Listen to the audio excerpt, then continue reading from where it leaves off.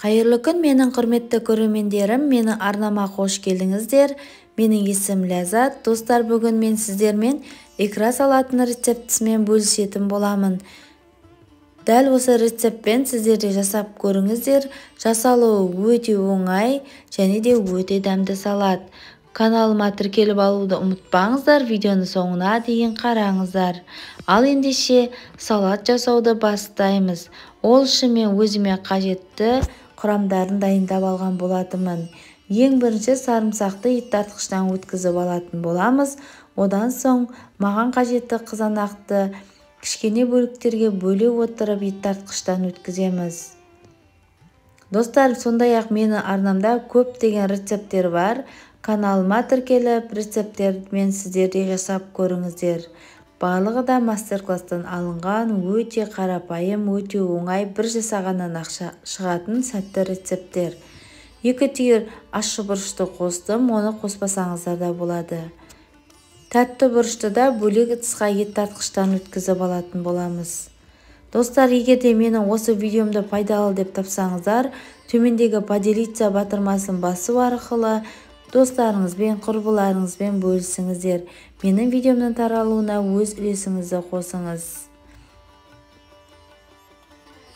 Сәбізді де дәл осылайша ұсақтап турап алыңыздар, сол кезде ет тартқыштан жақсы өтеді.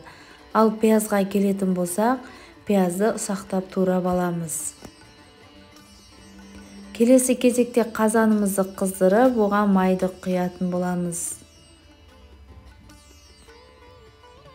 Майымызды құйып қызғаннан кейін пиязды салып қызарғанша қуырамыз.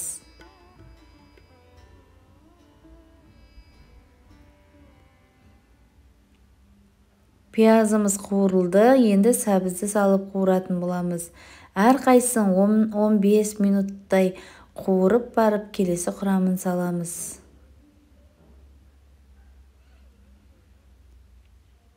Қызанақты да салғаннан кейін 20 минуттай қуыратын боламыз. Қыстың қамын жазда ойла демекші, қазақ атамыз бекер айтпаған. Жаздың күні осылай салаттарды басып қоятын болсаңыздар, қыстың күні кез келген уақытта ашып жей беретін боласыздар.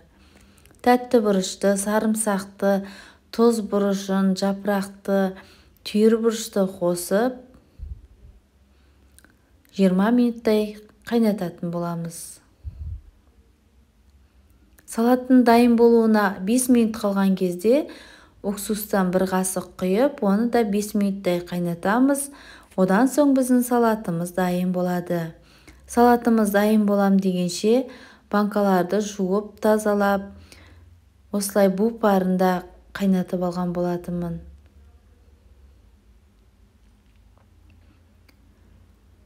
Мінекей біздің салаттарымыз дайын болды. Енді оны банкаларға ыссы күйінше құйып, тез-тез жауып тастайтын боламыз.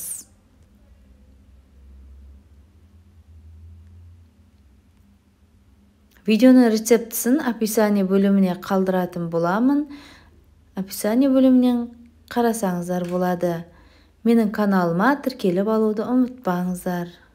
Мінекей достар, біздің салатымыз дайын, барлығы жабылып дайын тұр. Келесі кездескенше сау болыңыздар.